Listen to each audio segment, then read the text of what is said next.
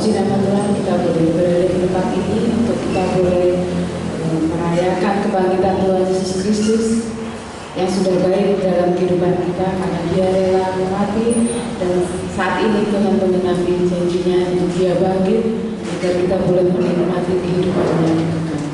Sebelum memulai ibadah pada pagi hari ini, mari kita berdoa. Puji nama Tuhan, terima kasih Bapa, terima kasih ya Yesus untuk pagi hari ini Tuhan. Kami anak-anak Tuhan datang pada pagi hari ini membawa kerinduan kami Tuhan. Kami Tuhan ingin merayakan kebangkitan Tuhan, karena Engkau sungguh baik, sangat baik dalam kehidupan kami. Engkau rela mati di kayu salib hanya untuk kami Tuhan. Dan pada pagi hari ini Tuhan, Engkau bangkit Tuhan. Engkau bangkit Tuhan untuk memberikan masa depan yang kekal untuk kami. Terima kasih Bapa, terima kasih. Kami membawa hati kami Tuhan. Kami membawa hidup kami pada pagi hari ini hanya ke dalam tangan-Mu. Kami mau berserah Bapa ke dalam tangan-Mu Tuhan.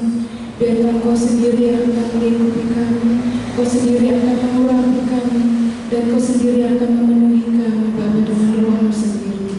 Terima kasih Bapa, terima kasih. Kami serahkan ibadah kami Tuhan pada pagi hari ini dari awal, pertengahan hingga akhirnya hanya di dalam tangan-Mu. Di dalam nama anak-anak Tuhan Yesus Kristus, haleluya, amin. Mari kita bangkit berdiri.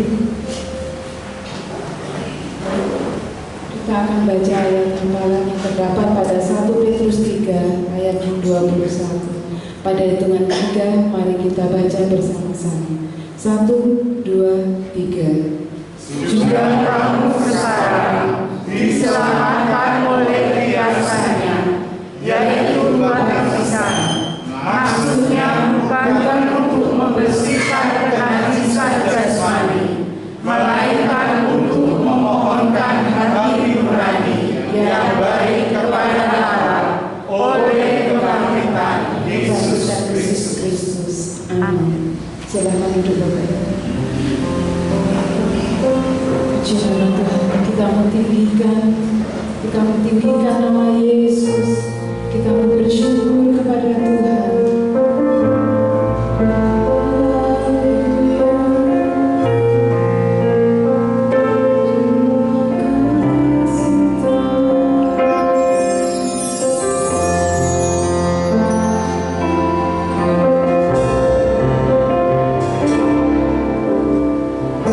Bersyukur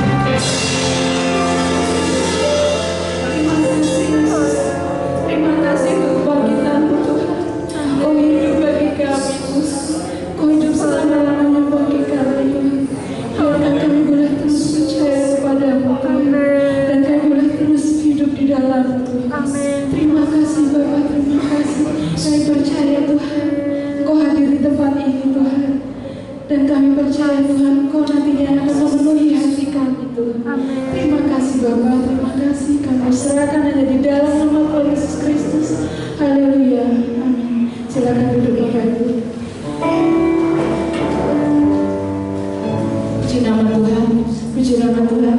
Terima kasih. Mari kita merayakan kebangkitan Tuhan pada pagi hari ini. Kita mau bersorak-sorai menyenangkan hati Tuhan. Terima kasih.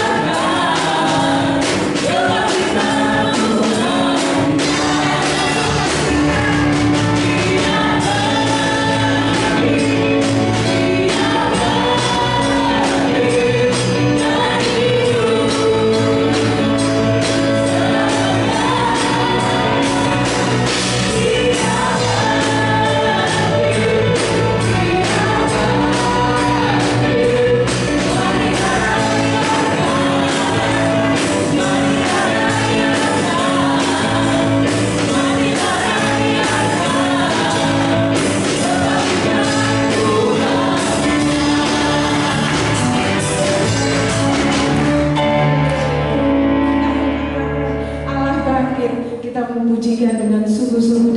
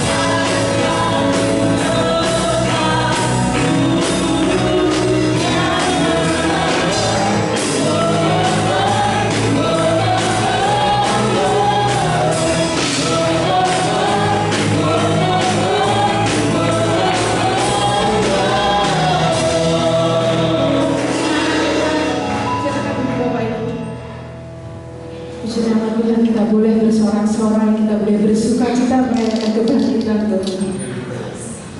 Mari kita berikan persembahan yang pertama untuk yang bertugas. Saya persilakan maju ke depan.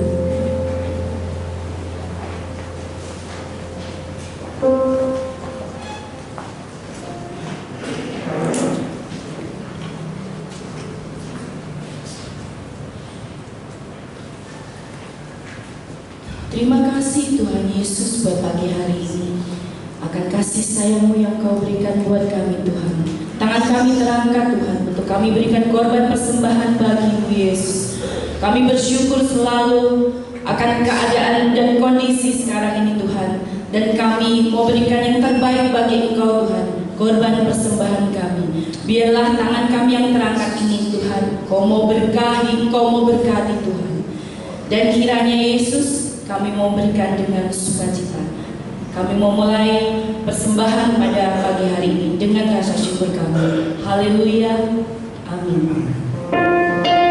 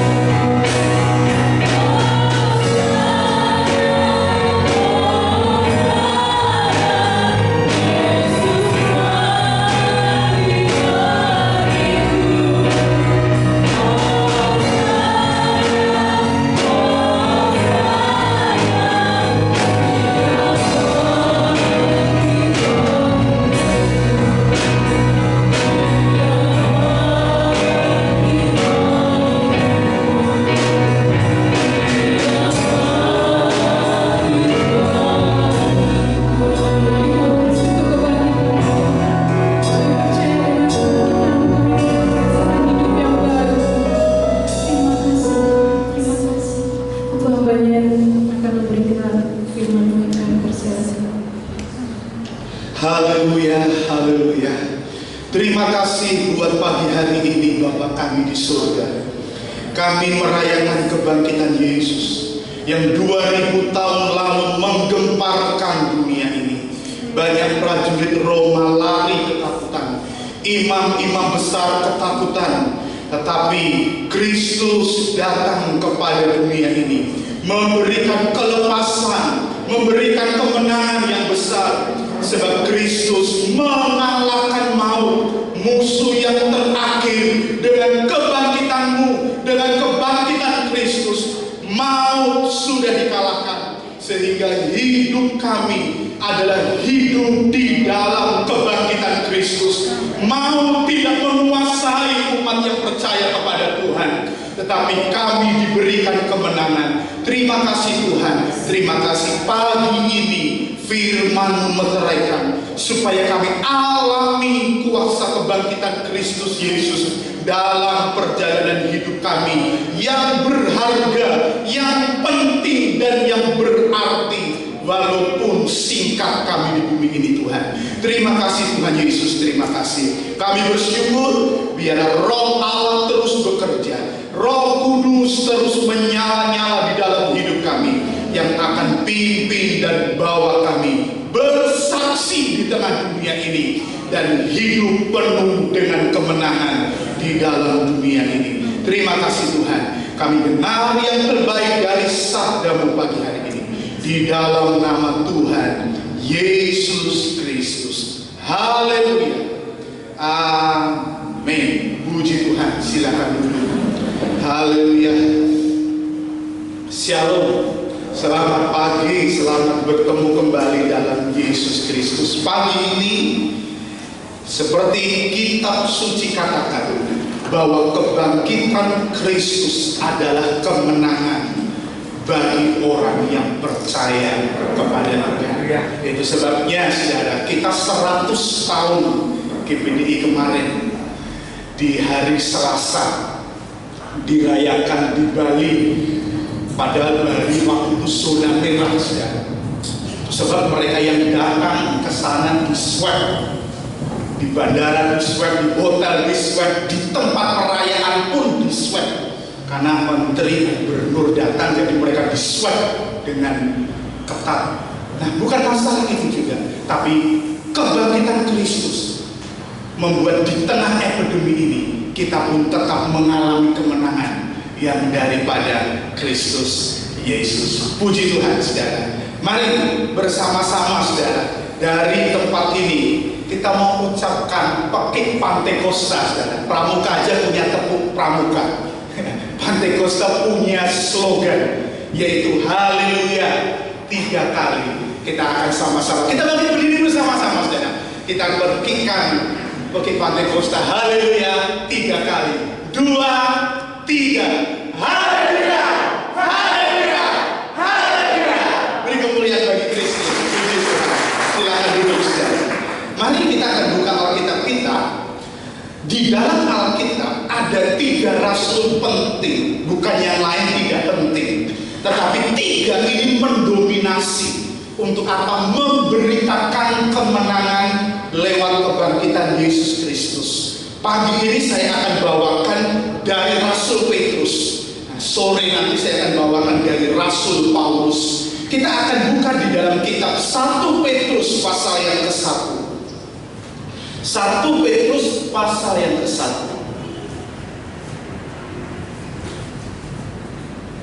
Ayat yang ketiga. 1 Petrus pasal yang ke-1, ayat yang ketiga. Mari kita bangkit berdiri bersama-sama.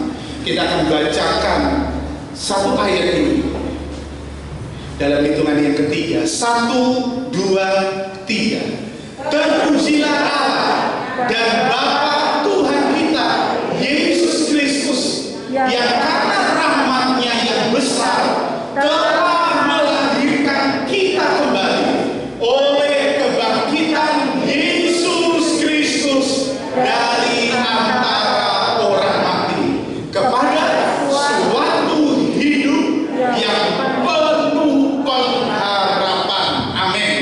silakan duduk. Terpujilah Allah dan Bapa Tuhan kita Yesus Kristus. Rasul Petrus adalah saksi. Rasul Petrus melihat Yesus yang adalah Allah menjadi manusia karena dia dipanggil menjadi murid. Tetapi sebagai murid dia diproses berat oleh Kristus. Sebagai murid dia pernah menjadi murid yang sangat arogan. Dia pernah menjadi murid sebagai juru bicara Tuhan. Dia pernah menjadi murid yang menjadi pemimpin dari 11 murid lainnya. Tetapi di antara 11 murid lainnya, Petrus alami proses Allah yang tidak mudah sebagai manusia. Alkitab mencatat dia seorang murid yang dipanggil pada waktu dia pulang dari melaut. Dia mendapatkan isi kapal dan teman-temannya. Di sana ada Yakobus, ada Yohanes yang adalah saudara mereka. Mereka mendapat kosong dan mereka begitu sedih. Sebab kenapa? Sebab ekonomi Petrus adalah tergantung dengan ikan yang ditangkap. Allah izinkan kosong, tapi Allah izinkan melihat mujizat besar. Untuk apa Petrus melihat mujizat di siang hari mendapatkan ikan yang begitu banyak sehingga kapalnya hampir tenggelam? Karena Kristus mau dia melihat dirinya sendiri melalui dia mendengar firman Yesus dan melihat fakta perkataan Yesus, tebarkan jalanmu. Dia sempat berkata, semalam-malaman saya berusaha tidak dapat apa-apa, tapi karena Engkau yang berkata. Disinilah Kristus memakai satu kesempatan yang tidak pernah orang duga. Itu sebab dalam hidup ini ada banyak peristiwa yang gak kita duga, yang paling menyakitkan hatimu. Mungkin karena sakit yang parah, mungkin karena keadaan yang memprihatinkan, mungkin ekonomimu digoncang, mungkin keluargamu digoncang, mungkin ada banyak hal yang luar biasa terjadi. Tetapi firman Allah mencatat, Allah tidak pernah memakai setiap kesempatan itu biasa saja. Ya, kita punya banyak waktu yang Alkitab katakan waktumu itu singkat, seperti uap, seperti rumput yang kelihatan segar di pagi hari, tetapi siang ketika kena matahari layu. Alkitab mengingatkan terus bahwa hidup kita bisa capai umur 80, 100 tahun, tapi singkat sekali kata Tuhan. Kenapa dikatakan singkat? Sebab di dalam waktu yang mungkin kelihatan banyak 80 sampai 100 tahun, apakah benar-benar manusia mengalami Kristus yang sejati di dalam hidup ini? Ya, mungkin kita beragama Kristen. Ya, kita sejak lahir orang tuamu Kristen, apalagi orang tua saya pendeta. Tetapi Alkitab berani berkata, untuk mengalami Kristus bukan karena kelahiran biologis, bukan karena kau muda, karena papaku Kristen, otomatis saya ke gereja. Tetapi mengalami Kristus bukan sekedar hadir di dalam gereja, sudah. Mengalami Kristus bukan sekedar agamamu di KTP Kristen.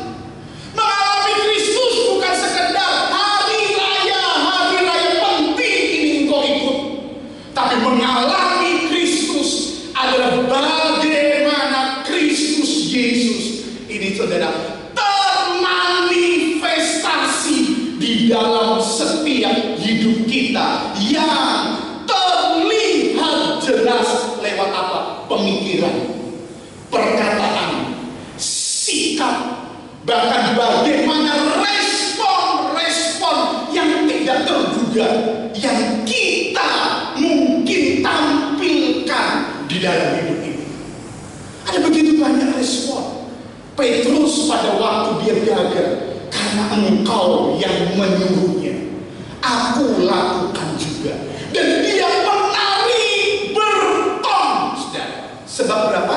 Berapa kapal itu dikatakan tenggelam, hampir tenggelam karena banyaknya ikan. Apakah yang dipentingkan Petrus ikan? Tidak. Dengan tenggelamnya kapal yang muatan banyak itu, dia melihat Kristus ada sehingga termanifestasi dalam perkataan, Tuhan, tinggalkan saya seorang berdosa. Pada waktu Yesus mendengar perkataan itu, dia langsung menyambut, hari ini kan bukan menjala ikan, tapi menjala manusia. Langsung. Kenapa? Karena itu yang Yesus nantikan. Karena Yesus belum mati di atas kayu salib, tetapi Yesus yang diutus. Sadarkan Petrus di dalam hidupnya, sadarkan kesempatan yang hebat, bukan sekadar puisi. Aduh Tuhan, kapan sudah ini? Kalau hanya puisi, mungkin Paul Petrus sudah sombong. Kenapa? Siang hari saya tangkap ikan, dijual, saya kaya. Tetapi pagi siang itu dia menerima satu pengharapan yang luar biasa, yaitu apa? Yesus hadir di dalam dirinya. Bentuk respon yang mulia dari manusia tentang kehadiran Yesus adalah apa? Dosa itu diungkapkan kepada Kristus Yesus. Aku ini seorang yang berdosa. Dan Petrus tadi berkata, terpujilah Allah dan Bapa kita yang diproses demikian hebat sebagai seorang murid yang dipakai Tuhan, tapi juga murid yang Tuhan katakan, kamu menyangkal aku 3 kali. Petrus, satu kualifikasi apa menjadi seorang murid yang begitu hebat? Bukan hanya dipandang orang, diidolakan orang, tetapi satu keadaan hidup yang apa, saudara? Mengubah banyak orang. Tentang apa? Tentang menerima Kristus Yesus. Dia bukan diidolakan karena ministrinya. Petrus bisa bikin ministri, bisa bikin pelayanan, tetapi Petrus diubah Tuhan dengan satu keadaan yang begitu hebat, yaitu apa? Hidupnya menjadi kesaksian yang membawa banyak orang yang berdosa berduyun-duyun datang kepada Yesus, mengaku, merubah hidupnya, percaya kepada Kristus Yesus. Petrus sempat menangis, kenapa aku bisa mengutuk, aku sampai bisa berkata aku tidak kenal Yesus. Satu proses yang hebat. Tapi setelah kebangkitan Kristus Yesus, maka Petrus mengalami satu kekuatan yang luar biasa. Coba kita kembali lihat tadi ayatnya, 1 Petrus 1 ayat yang ketiga. Sudah dikatakan, karena rahmat-Nya yang besar telah melahirkan kita kembali oleh kebangkitan Yesus Kristus dari antara orang mati. Saudara, kapan kalau ditanya kita lahir baru? Kapan lahir baru itu diberikan? Kapan lahir baru itu mendarat di dalam hidup anak-anak Tuhan? Lewat Petrus dikenalkan. Setelah kebangkitan Kristus Yesus. 1 Korintus pasal yang ke-15. Di sana Paulus berkata, musuh yang dikalahkan terakhir adalah maut, kematian. Kenapa maut dikalahkan? Sebab kematian itu bukan bicara kita mati, tubuh jadi tanah, tapi maut yang dikalahkan itu adalah apa?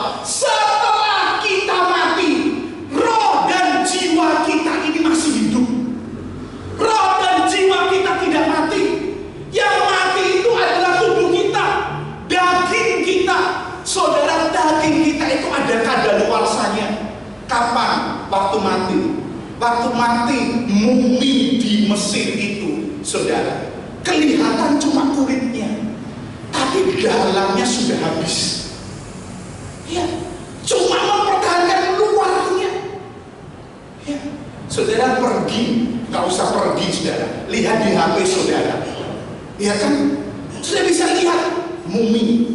Saudara bisa lihat juga mumi seorang kaisar di Cina yang diagung-agungkan dengan kaca yang begitu tebal sehingga udara tidak bisa masuk, sinar matahari pun bisa terang, tapi tidak ada unsurnya yang bisa masuk, sehingga membuat tubuh yang mati, daging yang mati tidak cepat hancur. Manusia itu pintar, saudara. Ya, tapi kalau cuma kaca biasa, saudara mau dibalsam kayak apapun, sinar matahari punya unsur mempercepat pembusukan. Itu sebabnya sinar matahari di jam-jam tertentu. Nah, saudara kan sendiri lihat di epidemi ini. Oh, berjemur supaya vitamin D saudara naik. Ya kan? Dokter satu dengan yang lain beda. Ya kan? Dokter di Indonesia begini. Dokter Indonesia yang di Singapura berkata, mau yang terbaik jam 12 siang. Ya. Mereka punya teori yang begitu macam-macam. Inilah keadaan di dunia. Tapi firman Allah tidak pernah bisa digeser walaupun oleh pengetahuan manusia. Sebab pengetahuan manusia asalnya dari Tuhan. Pengetahuan manusia tunduk kepada Tuhan. Siapa Tuhan itu? Firman. Hanya Yohanes yang mencatat. Pada mulanya firman. Kitab Kejadian Musa hanya berkata, pada mulanya Allah menciptakan langit dan bumi. Beda. Kenapa? Musa dan Yohanes berbeda. Yohanes diberikan hikmah. Pada mulanya firman. Firman itu bersama-sama dengan Allah. Firman itu Allah. Dan Yohanes mau menyatakan, firman ini benar adanya. Walaupun manusia coba goncang sampai di akhir kiamat, tidak mungkin bisa mengalahkan kestabilan firman Allah. Firman Allah ya dan amin. Apa yang dikatakan banyak orang tertawa, tetapi setelah bertahun-tahun orang yang tertawa terdiam. Ya. Saudara bisa melihat teori evolusi. Begitu banyak orang kabur, manusia asalnya dari kera, menghina Tuhan. Tetapi yang mempunyai teori bertobat, saudara. Kenapa? Setelah sekian tahun dia tobat. Oh iya, gak mungkin asalnya dari kera. Sebab kenapa? Sebab Alkitab jelas-jelas berkata, manusia dicipta Allah pada hari keberapa Bapak Ibu? Ke-6. Dicipta dengan tangan Allah, bentuk Allah hembuskan nafasnya dengan perkataan Allah Elohim, Bapa, Anak, dan Roh Kudus. Marilah kita menjadikan manusia serupa dan segambar dengan kita. Dari situ kita ketahuan manusia ini punya unsur kekekalan. Mananya? Roh dan jiwa. Bahaya besar bagi manusia hidup di dalam dosa tanpa sadar. Kenapa? Karena manusia memang mati. Tetapi kalau tidak ada Yesus yang mati dan bangkit, manusia tidak ada hidup yang kedua itu, hidup yang sesungguhnya, tapi adalah kebinasaan. Inilah seriusnya firman Allah diberitakan setelah Yesus dibangkitkan oleh Petrus yang sudah dirubah, yang pernah menyangkal Tuhan, pernah mengutuk Tuhan, pernah berkata tidak kenal Tuhan, tapi dia menangis, lalu dia berubah, lalu hidupnya dia abdikan kepada Tuhan. Apakah ada sejarahnya? Ada. Sejarahnya apa? Petrus mati memberikan nyawanya waktu melayani Kristus dengan mati disalib, tapi kepalanya dibawa. Petrus dikasih, kamu mau model mati apa? Disalib, tapi dia katakan, tolong kepala saya dibawa. Kenapa? Karena hanya Yesus, tanda salib itu, yang kepalanya di atas. Tidak ada tawaran lain dari dunia. Kamu mati, pilih apa? Oke, salib gak apa-apa, tapi kepalaku di bawah. Sebab dia benar-benar teringat akan Yesus. Kuasa kematian kebangkitan Yesus hidup di dalam Petrus. Dan Petrus tidak digentarkan sedikit pun oleh dunia ini. Sehingga dia berkata, pada waktu dia dibuat menderita, dia berkata, saya mau lebih berkenan kepada Tuhan daripada kepada manusia. Saya tidak mungkin menyampaikan berita yang lain. Saya hanya menyampaikan berita, percayalah kepada Yesus Kristus, maka dosamu diampuni, maka engkau akan punya hidup yang kekal. Dia tak pernah lari dari berita yang lain. Karena apa? Karena kebangkitan Kristus Yesus. Rasul Paulus katakan, alamilah secara nyata kuasa kebangkitan Kristus Yesus. Jadi hidup di bumi ini, saudara, pesan Yesus itu luar biasa. Kebangkitan Kristus membuat saudara menjadi garam dunia.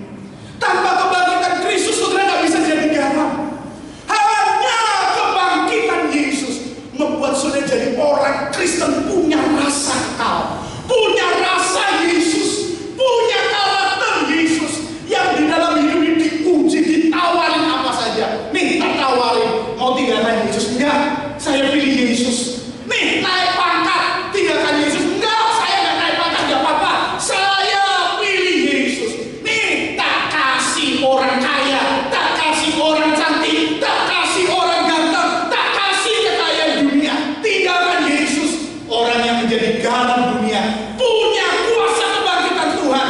Dia punya sebuah sikap yang begitu luhur, mulia, yang Yesus di dunia ini, saudara, pernah berkata kepada Petrus, Petrus, kalau kamu sudah insaf, kuatkan saudara-saudara, gembalakan domba-dombaku ini.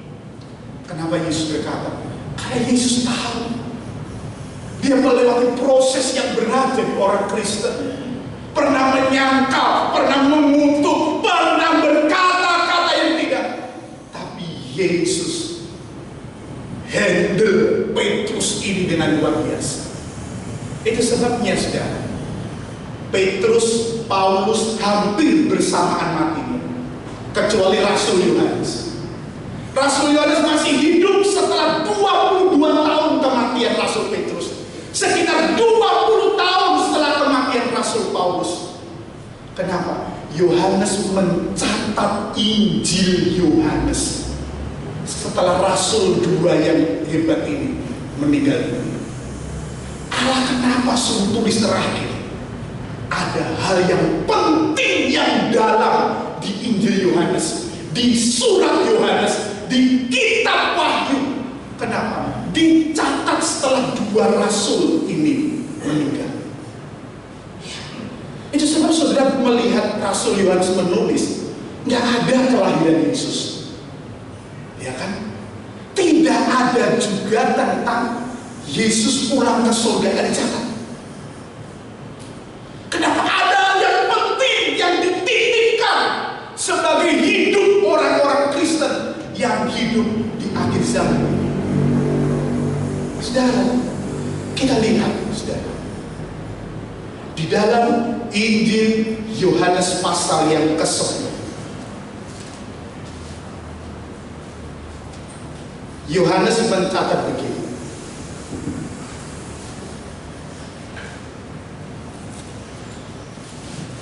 Dia mencatat hal yang penting di ayat yang ke-10.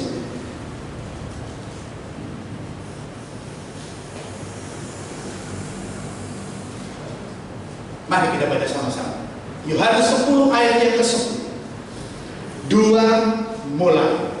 Pencuri datang hanya untuk mencuri dan membunuh dan membinasakan.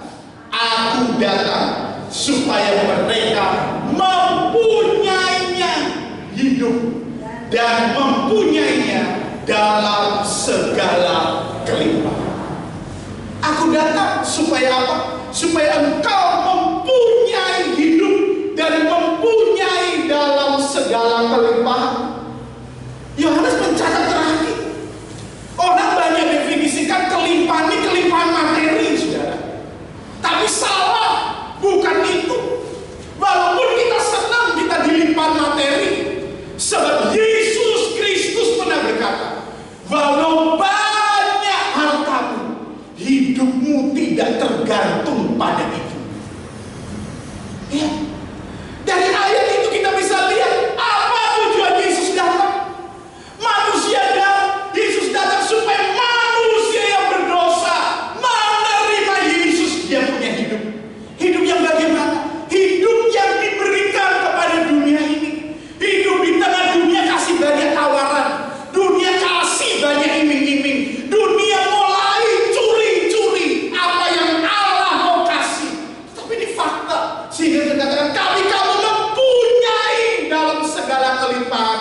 Kamu itu apa? Hidup di dalam ajaran Kristus Yesus. Ajaran yang mungkin gak populer, gak enak bagi daging. Aduh, gak enak. Gak mungkin rasanya, aduh, gak selera kalau hidupnya seperti ini. Tapi itulah yang Yesus katakan. Hidup di dalam segala kelimpahan, di dalam ajaran Kristus Yesus. Itu sebab Petrus membagikan kebangkitan Kristus ada 3 hal yang luar biasa. Saudara nanti masih melihat di 1 Petrus 5, Petrus masih berkata, lihat musuhmu iblis berjalan keliling. Yohanes sudah mencatat. Kenapa dia jalan keliling sih iblis? Pencuri datang hanya untuk mencuri, membunuh, dan membinasakan. Apanya yang dicuri, saudara? Yang paling berharga apa? Harta mau dicuri, itu gak mempengaruhi keselamatan. Apa yang paling berharga yang bisa dicuri? Firman dari Tuhan. Firman itu harus limpah dalam kita. Jangan sampai dicuri. Kalau orang Kristen gak ada firman, dirusak oleh dunia. Ditawari A ikut A, ditawari B ikut B, ditawari C ikut C. Tapi kalau limpah dengan firman, dia bukan tidak mau, tapi dia katakan, aku memilih firman Kristus. Aku memilih ajaran Tuhan. Kenapa? Karena ajaran itu tidak membuat saya kehilangan sesuatu yang penting. Apa yang ini Petrus mau katakan? Mari kita kembali ke 1 Petrus pasal yang ke-1. Ayat yang ketiga tadi, bagian yang terakhir. Supaya mereka, di dalam 1 Petrus pasal yang ke-1 ayat yang ketiga, melahirkan kita kembali oleh Kristus Yesus dari antara orang mati kepada suatu hidup yang penuh pengharapan. Itulah yang menjadi berita dari Petrus tentang kebangkitan Kristus. Hidup ini gak ada pengharapan kalau Kristus gak bangkit. Dia berkata, karena Kristus bangkit, maka aku punya hidup yang penuh dengan pengharapan. Hidup yang bagaimana? Yang dikatakan penuh pengharapan. Yuk kita baca ayat yang keempat sekarang. 1 Petrus 1 ayat yang keempat. Petrus berkata begini, hidup yang bagaimana yang penuh pengharapan? Hidup yang untuk menerima suatu bagian yang tidak binasa, yang tidak dapat cemar, dan yang tidak dapat layu. Kenapa hidup penuh pengharapan itu, saudara? Karena tersimpan di surga bagi kamu. Ini hidup yang penuh pengharapan. Hidup yang bagaimana?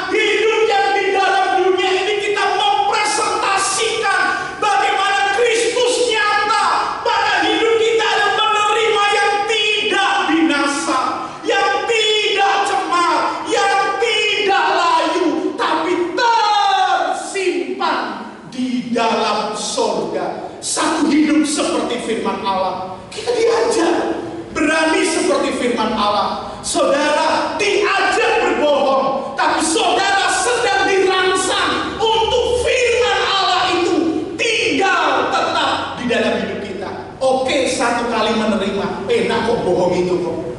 Tapi kalau ketahuan, malu. Ya enggak, saudara? Kalau ketahuan, mungkin orang akan menjauhkan. Saudara, justru orang yang tertangkap, tertahu kebohongan apapun juga, itu sebenarnya berterima kasih kepada Tuhan. Sebab diberi kesempatan untuk apa? Untuk bertobat. Iya. Perkara dunia berkata mempermalukan saudara, sudah. Iya. Hamba Tuhan tertangkap, mungkin kata, dia berzinah, malu. Ya sudah, bersyukur.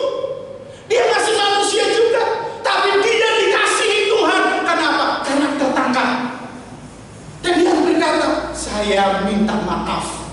Saya sudah. Mungkin Anda akan mengejek, mungkin pengikutnya akan mempermalukan, tapi Tuhan memberi dia kesempatan selamat. Ya, dunia mengejek supaya apa? Supaya dia tak bertobat. Dunia mempermalukan supaya apa? Supaya jangan insaf. Tapi beda dengan Kristus. Kita ketahuan. Sekarang apa? Siapa manusia yang tidak pernah praktek bohong? Siapa manusia yang tidak pernah bohong? Tapi kalau ketahuan, itu adalah kasih setia Tuhan yang mau masih menyelamatkan kita. Iya. Walaupun dibayar dengan harga yang mahal, dengan ketahuan, seperti kalau sudah pejabat, ya kan? Anaknya pun gak mudah hidup, saudara. Ya kan, diejek, dibully, didemikiankan. Ini dunia begitu luar biasa. Maka kebangkitan Kristus Yesus adalah memberikan suatu hidup yang penuh pengharapan. Kalau masih ada hal yang tidak berkenan kepada Tuhan, untuk apa kita pertahankan? Sebab ada firman Allah yang berkata, akuilah dosamu, tinggalkanlah dosamu, dan bertobatlah kembali kepada Tuhan. Ya.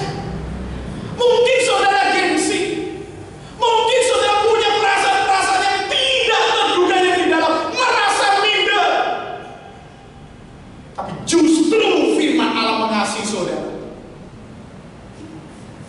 Mungkin masih ada perbuatan-perbuatan yang berkenan kepada Tuhan. Hidup penuh pengharapan adalah hidup yang mengakhiri hidup yang tidak berkenan dari Tuhan. Sehingga kita datang, Tuhan, aku berdosa, aku minta ampun. Kalian tahu? Tapi kesempatan pagi hari ini, mari kita datang kepada Kristus. Tuhan, ampunilah segala dosa yang mungkin masih rapi tersimpan. Dan itu membuat kita cemar, membuat kita layu, menyimpan dosa, menggerogoti kesehatanmu, menyimpan dosa, membuat engkau tidak damai dan sejahtera di bumi ini. Selalu ada kekhawatiran, ketakutan, kebimbangan. Orang yang hidup dengan penuh pengharapan, karena kebangkitan Kristus nyata dalam hidup kita. Dia mau baharui hidup kita. Kita baca saudara, Kolose 1 ayat yang kelima. Rasul Paulus menulis demikian. Kolose 1 ayat yang kelima. Oleh karena pengharapan yang disediakan bagi kamu di surga, tentang pengharapan itu telah lebih dahulu kamu dengar dalam firman kebenaran, yaitu Injil. Apa itu hidup pengharapan? Kita kembali ke firman, kita kembali ke Injil, hingga keselamatan itu artikan kita dikembalikan ke posisi yang semula seperti firman yang dimaksud. Itu sebabnya kita tekun baca firman, kita pasti didandani oleh firman. Kita mungkin banyak mengerang atau banyak dosa yang begitu luar biasa terjadi dalam hidup ini. Hanya firman yang bisa lakukan itu. Firman membuat kita hidup berkenan kepada Tuhan. Firman itu cermin yang jujur, saudara. Saudara kalau punya cermin, adakah cermin menipu kecuali saudara punya cermin semi cembung cekung? Itu saudara gemuk jadi kelihatan kurus. Ya. Makanya ada cermin yang menipu kita. Padahal kita gemuk, tapi lihat kok kurus ya. Tapi begitu saudara ketemu cermin datar, cermin datar itu menampilkan apa adanya kita. Saudara punya handphone, ya kan, foto, ya kan, fotonya bagus semua, karena ada ikon foto cantik. Saudara ada bintang di sini hilang, saudara. Saudara beda warna, bisa dikasih warna agak putih. Ya. Sehingga pernah kan ada orang kenalan lewat internet, begitu mereka menikah, akhirnya mau menikah jadi, loh kok beda, nggak jadi.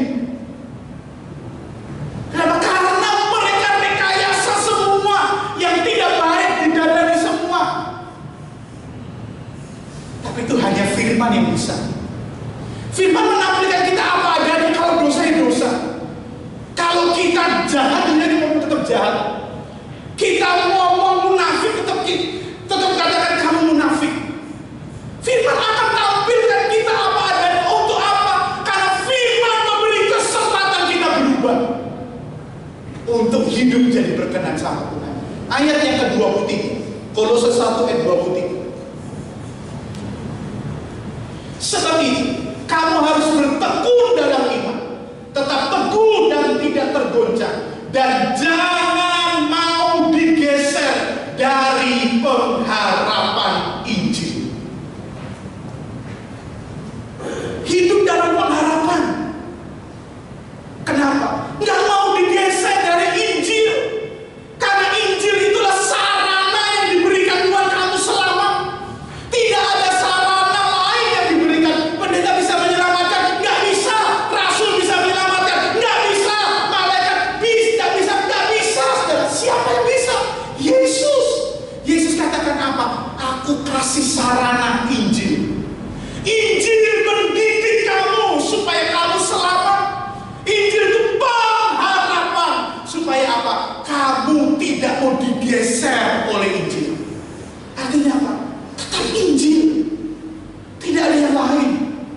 Hanya tetap kepada firman saja. Selain firman tidak ada jalan.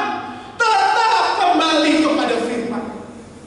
Ini sulitnya hidup, saudara. Bersaingnya hidup. Kenapa dunia tawarkan? Kalau aku boleh, kalau aku nggak dilarang, kalau aku oke saja, fine. Tapi firman adalah tetap ketetapan yang luar biasa.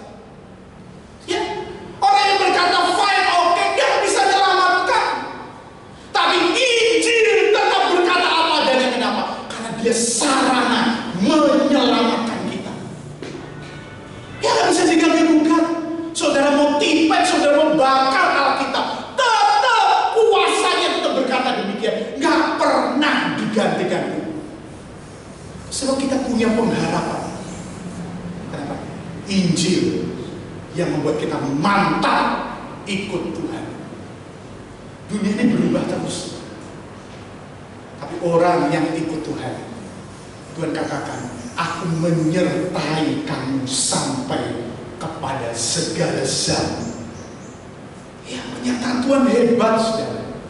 Luar biasa. Dunia boleh demikian, tapi orang yang ikut Tuhan punya sumbangsih yang besar, yaitu apa? Mewartakan Injil kebenaran yang selamat dan luar biasa. Ya, kita berani berkata seperti firman Allah, tapi dengan kasih. Jangan, itu tidak akan menyenangkan Tuhan. Tapi kembalilah ke Tuhan, kembali ke firman. Ayat yang ke-27, Kolose 1 ayat 27. Kepada mereka Allah mau memberitahukan betapa kaya dan mulianya rahasia itu di antara bangsa-bangsa lain. Apa itu? Yaitu Kristus ada di tengah-tengah kamu. Kristus yang adalah pengharapan akan kemuliaan. Dunia mempersulit, mempersusah, membuat kayanya kalaunya enak pilihan ini. Seperti Esau, saudara, lapar, lebih enak makan kacang merah. Tapi Esau bagaimana? Esau datang kepada Yakub. Yakub pun punya akal yang belum bertobat, sehingga dia nggak sembarangan kasih kacang merah. Ya kan, dia masak aromanya enak, dia lapar nggak punya, maka dia datang, wah enak ini aja, boleh, tapi ada syaratnya. Adakah mereka kakak adik tulus ikhlas? Nggak ada dosa Esau, saudara. Tapi Yakub pun masih seorang pencuri. Tak kasih asal, berikan hak kesulungan kepada. Esau katakan, hampir saja hak kesulungan itu nggak penting. Yang penting lapar sekarang, aku harus makan daripada mati. Saudara perhatikan, kalimat-kalimat ini sederhana, ada nada mengentengkan, tetapi di dalam kitab Ibrani diingatkan oleh Tuhan melalui Paulus. Waktu Esau ingin kembali memperoleh kesulungan, tidak dapat, walaupun mencucurkan air mata. Tidak ada kesempatan. Hati-hati jebakan dunia ini, saudara. Luar biasa, dia kasih Yesus, dia kasih kebangkitan, karena dia mau sudah punya hidup pengharapan, yaitu Kristus adalah pengharapan akan kemuliaan. Kristus ada di dalam Injil. Injil menceritakan Kristus. Kristus mau kita hidup di dalam Injil. Injil itu membuat kita hidup penuh dengan kemenangan. Sebab Injil itu adalah kebenaran. Tidak ada yang lain. Kebenaran yang hakiki dan yang begitu luar biasa. Manusia bisa berubah dengan tawaran, tetapi kebangkitan Kristus mengingatkan satu mental yang Tuhan ingin mental itu diuji. Ya. Saudara, mental itu diuji. Saudara nggak usah tanya ujiannya apa, dunia ini. Ya uji saring kita dengan segala keadaan. Hanya firman yang membuat kita bisa tahan uji.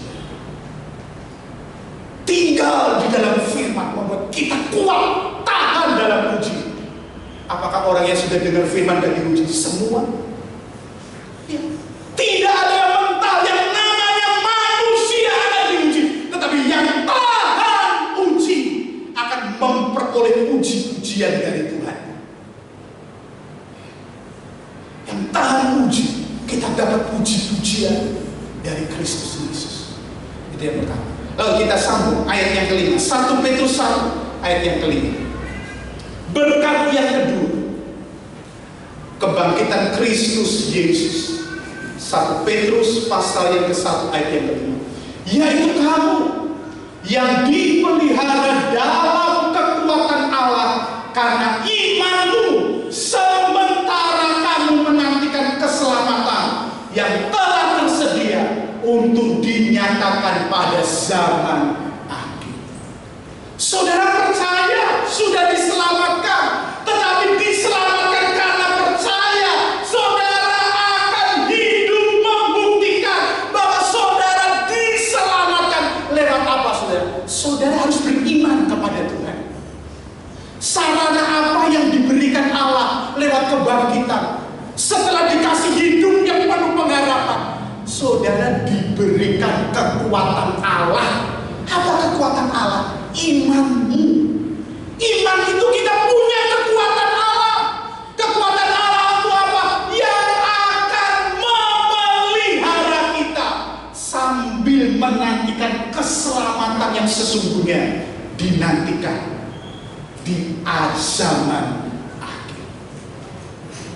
Ya, saudara masih berjuang hari-hari ini. Perjuangan kita luar biasa sebagai orang Kristen. Ya, di tengah epidemi hari-hari ini. Ya, banyak orang mau kata apa. Saya sendiri hanya berkata, Tuhan, tolong perjalanan kami. Ya, teman-teman kami sudah ada yang sampai hari mau Jumat Agung terkena. Ya, tidak sangka begitu banyak, sehingga ada orang yang berkata nggak ada. Ya terserah yang mau nggak ada. Ada, ya memang ada. Sampai saudara punya perdebatan sengit di media sosial tentang vaksin. Sebab ada aliran Kristen ini berkata, jangan mau divaksin, karena engkau divaksin, engkau kehilangan iman kepada Kristus Yesus. Engkau jadi pengikut anti-Kristus. Hal ini gak bisa dipendam. Saudara punya media sosial. Bahkan itu buat banyak orang. Kamu keluar dari gereja itu kenapa? Pendetanya sudah divaksin. Keluar, kamu nanti akan dibuat tidak beriman. Begitu banyak. Bahkan dengan kesaksian, iya, saya rasa rohnya beda yang divaksin dengan yang enggak. Luar biasa hari ini, saudara. Tapi kenapa ini diizinkan Tuhan terjadi? Kalau diizinkan Tuhan terjadi, Tuhan punya maksud yang mungkin kita nggak ngerti. Jalanilah dengan apa, saudara? Dengan iman yang kuat kepada Tuhan. Apa iman itu? Iman itu tetap percaya kepada firman Allah. Ya, Alkitab aja mencatat. Paulus berkata kepada Timotius, pencernaanmu terganggu. Kenapa?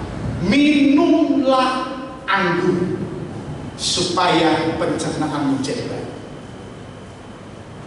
Di lain kesempatan ada katakan, makanlah madu. Madu, anggur menjadi sarana manusia punya kekuatan. Lalu apa hubungannya dengan vaksin? Saudara, pemerintah pun asalnya dari Tuhan. Indonesia bersyukur punya pemerintah yang sayang. Kenapa? Karena dia mau rakyatnya coba hidup dalam sehat, nggak takut terus dengan epidemi. Maka dikejar untuk vaksin. Dan GPDI pun sudah keluarkan pernyataannya bahwa vaksin bukan melihat dia menjadi pengikut anti-Kristus, tapi vaksin adalah sarana orang supaya dia kebal. Toh kalau kena, dia tidak parah kenanya. Ya sampai statement ini keluar dari GBDI, dari GBI sendiri, dari semua keluar. Kenapa? Ini kami divaksin, kami tidak kehilangan roh, kami tidak kehilangan iman. Jadi Bapak Ibu yang mau divaksin, hati nuranimu sendiri, karena itu adalah Anda sendiri. Anda mau, silakan. Anda tidak mau, Anda sendiri yang putuskan. Tapi jangan beritakan ketidakbenaran bahwa vaksin adalah produk anti-Kristus. Itu bukan, itu tidak kebenaran. Vaksin membuat saudara jadi pengikut anti-Kristus, itu tidak dicatat di Alkitab. Ya. Vaksin membuat tidak beriman, tidak ada. Yang membuat tidak beriman adalah apa? tidak mengikuti Injil, itu tidak beriman. Tapi selama hidup mengikuti Injil, kita hidup beriman kepada Tuhan. Kenapa? Karena Injil itu adalah alasan. Mari saudara, kita lihat ayat yang ke-6. Saya mau akhiri sampai ayat yang ke-7.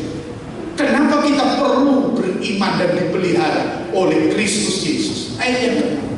Bergembiralah akan hal itu sekaligus sekarang ini kamu seketika harus berduka cita oleh berbagai pencobaan. Petrus katakan, hidup tidak mungkin tidak mengalami penderitaan. Tapi karena kebangkitan Kristus, imanmu membuat engkau bergembira pada waktu menghadapi pencobaan. Itu karena kuasa kebangkitan Yesus. Loh, apakah nggak seperti orang gila susah kok gembira? Gembira itu artinya bukan ketawa sendiri. Gembira itu artinya apa? Artinya merasa kalau menderita pun dia ada di dalam perlindungan daripada Tuhan. Walau menghadapi kesusahan penderitaan, dia percaya Yesus tidak biarkan. Menghadapi kesusahan penderitaan karena ada satu tujuannya. Apa? Ayat yang ke-7. Maksud semuanya itu ialah untuk membuktikan kemurnian iman. Ya, penderitaan itu ada tujuannya. Hidup kalau tidak mau menderita, saudara nggak akan ketemu tujuan. Ya, setiap ini pasti ada penderita. Saya tanya sama orang yang berhasil, penderitaannya banyak, kesusahannya banyak, air matanya banyak. Lihat anak sekolah. Saya kemarin ketemu dengan anak sekolah yang IP-nya 4, saudara. Bapak ibunya katakan, kalau kamu kuliah terserah, kamu berjuang. Dia berjuang, saudara. Dari sejak SMA, dia mulai berjuang, dia ikuti olimpiade. Dia nggak dianggap, tapi setelah ikut, dia belajar, ikut olimpiade itu dia menangkan. Sampai dia dipanggil ke Jakarta. Kemudian dihadapkan ke seluruh Indonesia, dia masuk 10 besar. Dia nggak tahu, tapi dia nekat, pokoknya kuliah. Setelah dia kuliah dapat telepon, kamu kuliah? Iya. Kamu nama ini masuk 10 besar. Kamu dari awal sampai akhir kuliah kami yang tanggung pihak olimpiade. Seluruh kosmu, makanmu kami juga tanggung. Orang tuanya katakan usaha kamu, apa mama belum bisa. Dia ada penderitaan yang luar biasa, sehingga dia tanggung jawab pada waktu itu menderita. Dan dia tanggung jawab menderita dan dia belajar dengan sungguh-sungguh. Untuk siapa? Untuk Tuhan. Menderita dalam hidup dengan tekanan dengan benar itu untuk Tuhan. Dan Tuhan bukan jalan yang luar biasa. Orang ini Kristen, dia baru semester 4 ini. Dan saya tanya, berapa itu? Dia senyum. Maaf, aku nggak sombong. Berapa? 4. Sampai karena dia, kenapa? Karena dia tanggung jawab dengan luar biasa. Kamu tidur berapa jam?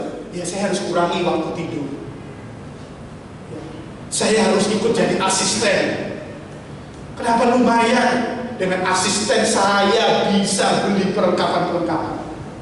Padahal ditanggung iya, tapi saya nggak mau. Minta perlengkapan, klaim ke Jakarta, dikasih, saudara. Nggak mau. Tapi cukuplah uang kuliah semua, uang kos, uang makan semua. Ada penderitaan yang luar biasa. Dan masih banyak kesaksian yang lain. Hidup ini kayaknya tidak adil, bukan. Tapi hidup ini karena kita beriman sama Kristus. Dan iman itu dibuktikan dengan apa? Kamu seketika mengalami banyak pencobaan di dalam bumi ini. Tapi iman membuat kita punya sikap yang benar dengan penderitaan. Yaitu apa? Bergembira. Bergembira itu artinya apa? Tetap lakukan seperti kata Kristus walaupun hidup dalam penderitaan. Tetap ikut seperti firman Allah. Sehingga apa? Kamu memperoleh puji-pujian dan kemuliaan dan kehormatan pada hari Yesus Kristus menyatakan diri. Saudara, mari kita jadi Kristen yang alami kuasa kebangkitan. Hidup di tengah dunia yang susah, tapi hidup penuh pengharapan.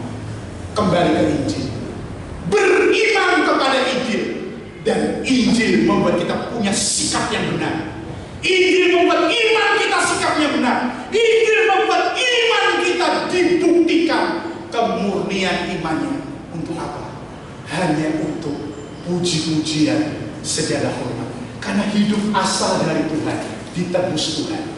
Maka kita kembalikan dengan sungguh-sungguh setiap hidup kita yang singkat di bumi ini untuk kemuliaan nama Tuhan. Bukan untuk sombong.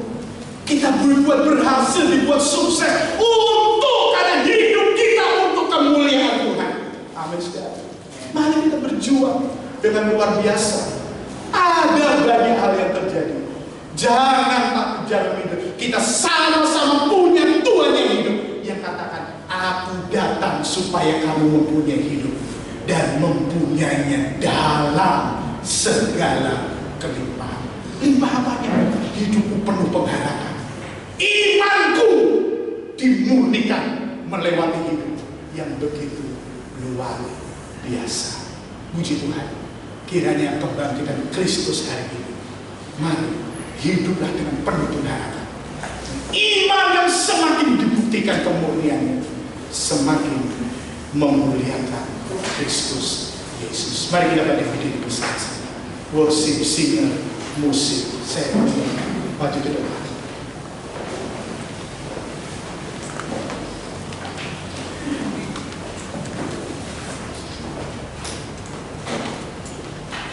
Kita datang kepada Tuhan.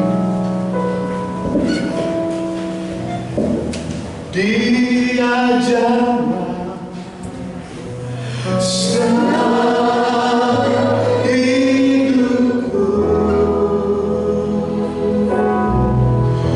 dari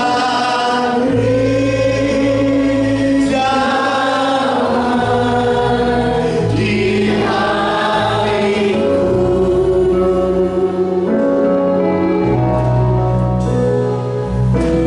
Semua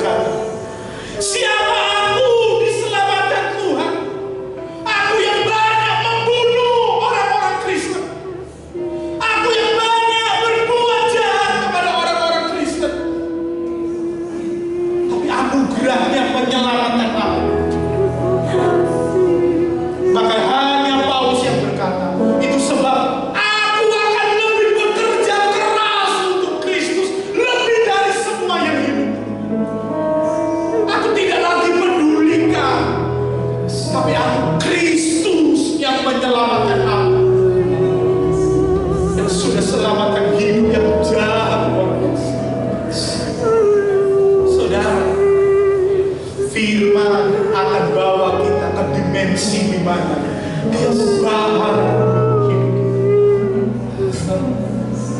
Apa yang dosa, Dia tetap akan dikatakan dosa. Apa yang najis, Dia tetap katakan najis. Apa yang disebutkan tentang keburukan, Dia dikatakan buruk.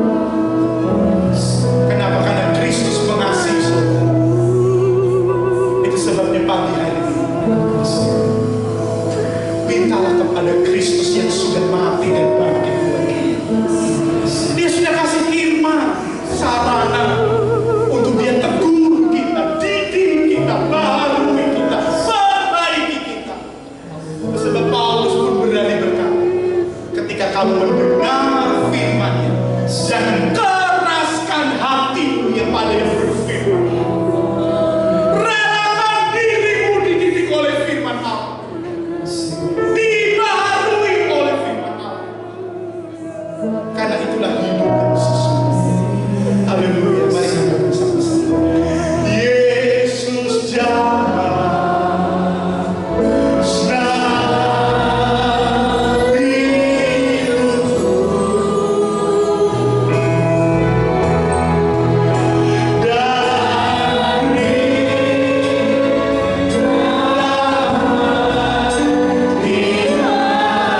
dan tidak ada yang dibanggakan selain Kristus.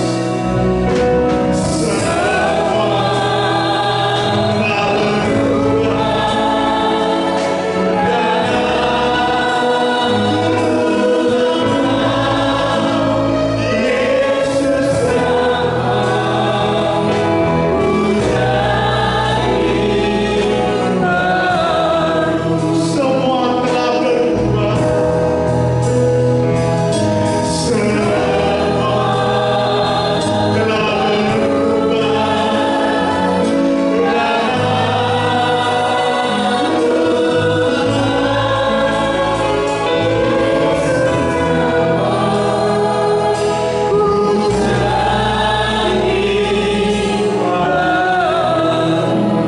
Ibu Subandi, saya biar maju ke depan.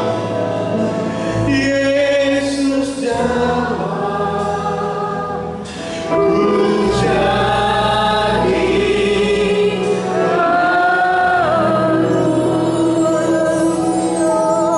hanya Yesus yang bisa jalan kita jadi baru.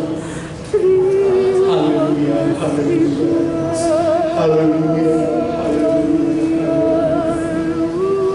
Terima kasih Tuhan, terima kasih.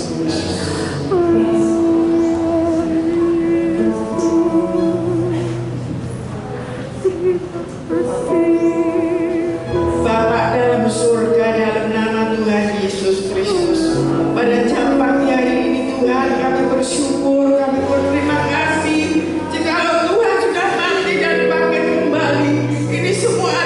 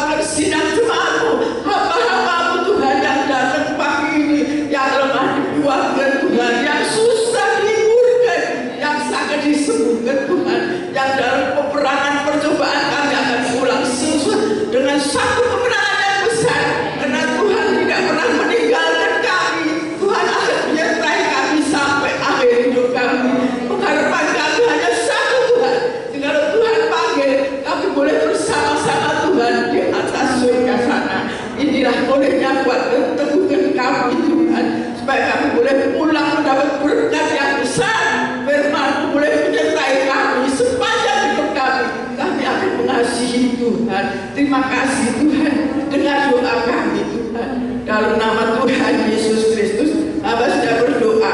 Urapi hamba-Mu Tuhan, pakai hamba-Mu lebih hebat lagi, supaya sejak semangatku dikuatkan, dikokohkan Tuhan. Kami tetap setia kepada Tuhan. Apapun yang akan terjadi menimpa hidup kami. Terima kasih Tuhan. Tuhan dengar doa kami. Dalam nama Tuhan Yesus Kristus, Hamba sudah berdoa dan mengucap syukur. Haleluya. Amin.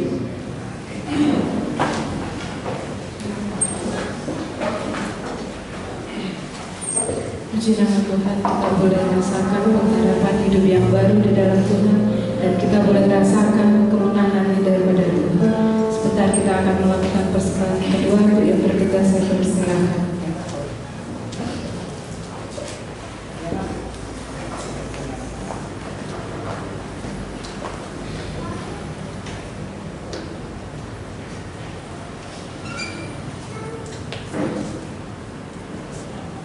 Terima kasih Tuhan Yesus, kami bersyukur Tuhan, kami sudah diberkati dalam kebenaran firman Tuhan. Terima kasih untuk kebangkitan Tuhan yang beri kami pengharapan, beri kami keselamatan dan hidup yang kekal di dalam Engkau Tuhan. Terima kasih Tuhan, terima kasih.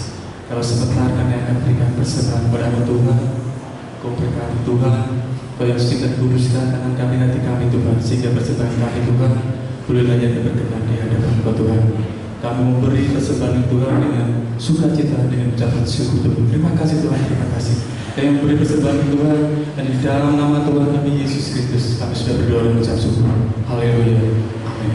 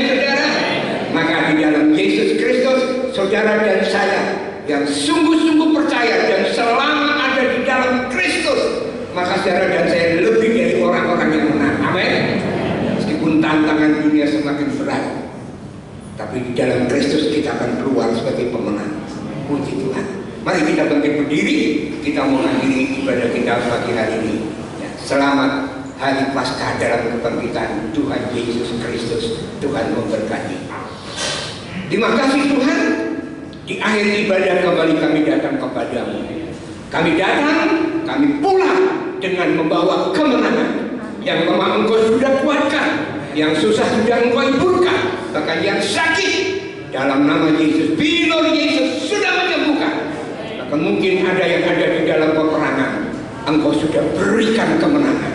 Terima kasih Tuhan, yang berbahagia sepanjang minggu ini Engkau tumpangkan tangan-Mu atasnya. Engkau berkati sesuai dengan janji daripada firman.